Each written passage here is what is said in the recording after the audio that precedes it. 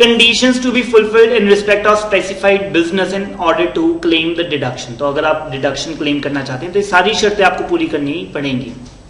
Number 1 वो कहता है स्प्लिट अप नहीं करना। ठीक है, मेरी एक फैक्ट्री थी जी बड़ी, मैंने 2 टुकड़े कर दिए, एक नई कंपनी बनाई, उसके भी सारे शेयर मेरे पास हैं और 50% बिजनेस उसको दे दिया, डीमर्जर कर दिया। तो वो कहते हैं कि अब इसमें जो मैंने 100 करोड़ के एसेट ट्रांसफर किए हैं उसकी डिडक्शन दे दो। हमने कहा सर नया बिजनेस तो है ही नहीं, it is a split up, it is a split up. तो वो कहता है कि जी और द रिकंस्ट्रक्शन, समझते हैं एबीसी लिमिटेड बंद कर दी और एक नई कंपनी खोल दी और सारा बिजनेस उसको ट्रांसफर कर दिया XYZ लिमिटेड। और मैंने कहा सर नई कंपनी, वो कहता है कि सर नहीं, यहां पे नया तो कुछ आया ही नहीं, पुराना बंद करके नया खोल रहे हो। Of a business already in existence, already in existence का बंटवारा कर रहे हो, या फिर एक कंपनी बंद करके दूसरी कंपनी को सारा बिजनेस हैंड ओवर कर दिया, टेक ओवर कर लिया। तो हमने कहा कि सर इस केस में डिडक्शन नहीं मिलने पाएगी। पॉइंट नंबर बी, पहले मैं इसे सुन लीजिए। नंबर 1 वो कहता है कि सर ब्रांड न्यू मशीनरी चाहिए। हमने कहा सर एडिशनल डेप्रिसिएशन की याद आ गई, उसने भी ये बात बोली थी। ठीक है, मैंने पूछा भी था किसी से कि कौन से केसेस में एडिशनल डेप्रिसिएशन नहीं मिलती है। अगर ब्रांड न्यू मशीन ना हो तो फिर उस केस में डेप्रिसिएशन नहीं मिलती। तो यहां पर हमने आपको बोला नया बिजनेस होना चाहिए और उसके क्रॉस चेक के लिए हमने ये बात बोली कि न्यू मशीनरी होनी चाहिए। हाउएवर हमने थोड़ी सी रिलैक्सेशन दी। हमने कहा अगर 20% मशीनरी पुरानी भी है कोई प्रॉब्लम नहीं है। 100 करोड़ की मशीन लगाई, 20 करोड़ पुरानी और 80 करोड़ की नहीं है, आप पूरी 100 करोड़ की डिडक्शन ले लो। 20% तक आप पुरानी सेकेंड हैंड मशीनरी भी यूज कर सकते हैं। दूसरा हमने कहा कि सर ये मशीन इंडिया में यूज नहीं हुई। अगेन एडिशनल डेप्रिसिएशन ने कहा था कि जी वर्ल्ड में कहीं पे भी यूज नहीं होनी चाहिए, लेकिन इन्होंने कहा कि सर इंडिया में यूज नहीं हुई, इंडिया में आज तक इसके ऊपर कभी भी किसी ने डेप्रिसिएशन क्लेम नहीं की। तो हमने कहा हम इसे ब्रांड न्यू ही मानेंगे। अगर इंडिया में वो यूज नहीं हुई और इंडिया के अंदर कभी भी किसी ने उसके ऊपर डेप्रिसिएशन क्लेम नहीं की, तो इन दैट केस हम उसे ब्रांड न्यू मानेंगे। ठीक है, बट अगर इंडिया में उसे यूज कर चुके हो और डेप्रिसिएशन क्लेम कर चुके हो, देन द लिमिट इज 20%। ऐसी मशीन 20% तो चलेगी, 80% न्यू होनी चाहिए। बट अगर वो इंडिया में यूज नहीं हुई और इंडिया में उस पर किसी ने डेप्रिसिएशन क्लेम नहीं की, हम उसे ब्रांड न्यू वाले में उसे 80% के अंदर फॉल करेंगे। रीड कर देते हैं। कहता है कि जी it is not a setup by the transfer of the plant and machinery previously use for any purpose. वो इंडिया के अंदर किसी भी और पर्पस के लिए यूज ना हो रही हो, ना ही पब्लिक, ना ही प्राइवेट, ना ही बिजनेस के लिए। However, where the value of the second-hand machinery does not exceed 20% of the total value of plant and machinery used in that business, ठीक है, तब भी हमें कोई प्रॉब्लम नहीं। और the second-hand machinery is the one which is imported by the assessee, जिसके ऊपर आज तक किसी ने डेप्रिसिएशन इंडिया के अंदर क्लेम ना की हो, तब भी हमें कोई प्रॉब्लम नहीं है। Then this condition is not valid. Very important point number 5, minimum use of capital asset for the specified business 8 years. अगर ये कंडीशन ना होती फिर तो जी कोई इनकम टैक्स देता ही ना। ठीक है, क्या होता था, लेट से मेरे को नई गाड़ी लेनी है, ठीक है, और मेरा फ्रेंड है वो स्पेसिफाइड बिजनेस कर रहा है, मैं उसको बोल दूंगा कि गाड़ी आप ले लो, 2 दिन यूज करो और फिर मेरे को दे दो।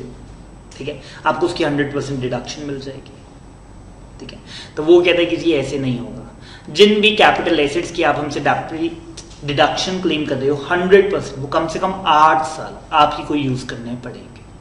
कम से कम 8 साल आप ही को यूज करना पड़ेगा।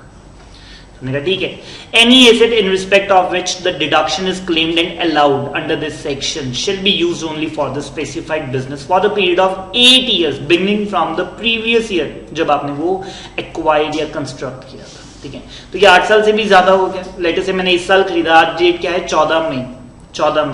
सो 14 मई 2021-22 के खत्म होने के बाद 8 साल और मुझे यूज करना पड़ेगा। ठीक है, सो 8 years कहां से शुरू होंगे, 8 years beginning from the previous year. Sorry मैंने गलत बोल दिया है ना, 1 साल तो यही काउंट कर देंगे। ठीक है, फिर ये 8 साल से कम हुआ, 8 साल से ज्यादा नहीं हुआ, 8 साल से कम हुआ, दैट इज पहला साल तो वही साल हो गया जिस साल में हमने उसे खरीदा है और पुट टू यूज किया, और उसके बाद 7 साल। और हमने कहा कि सर अगर 8 साल यूज ना किया तो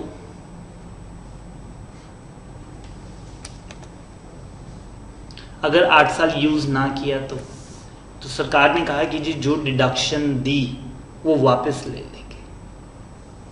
मैंने कहा 100%, तो वो कहते कि यस 100%। मैंने कहा सर डेप्रिसिएशन तो दे दो, 35 AD अगर ना देते तो मैं डेप्रिसिएशन तो क्लेम करता। तो वो कहते हाँ ये बात ठीक है।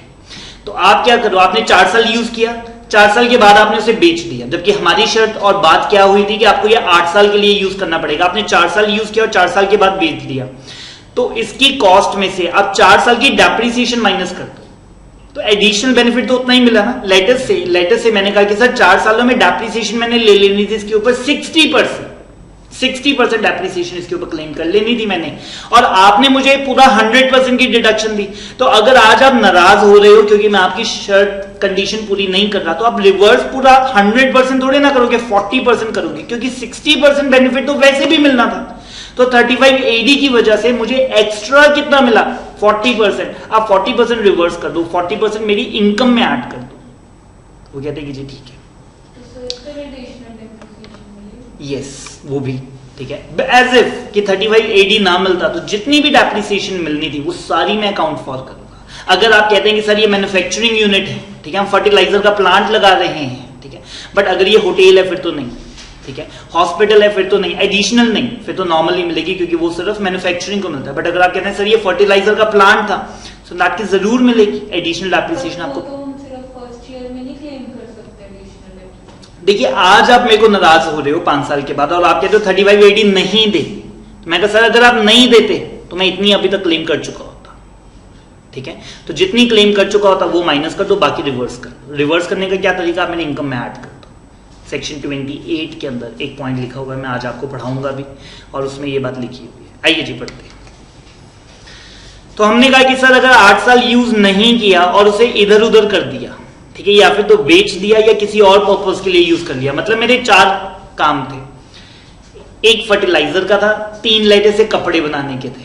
तो फर्टिलाइजर वाले से वो मशीन उठाकर मैं कपड़े वाली फैक्ट्री के अंदर ले आया, जबकि हमने क्या बोला था ये 8 साल आपको स्पेसिफाइड बिजनेस के लिए ही यूज करना पड़ेगा। लेकिन अब मैं क्या कर रहा हूं, मैंने वो कंडीशन फॉरगो कर दी, मैं उसे किसी और जगह लेकर आया, या फिर मैंने बेच ही दिया, जो मैं एग्जाम्पल दे रहा था। Where any asset in respect of which the deduction is claimed and allowed under this section is used for a purpose other than specified business। आप उसे अपनी ही, आपके पास ऑनरशिप आज भी है लेकिन आप किसी और फैक्ट्री में ले, या अब आपके पास ऑनरशिप ही नहीं है, आपने बेच दिया 8 साल से पहले। Otherwise then by way of referred in the 28(7)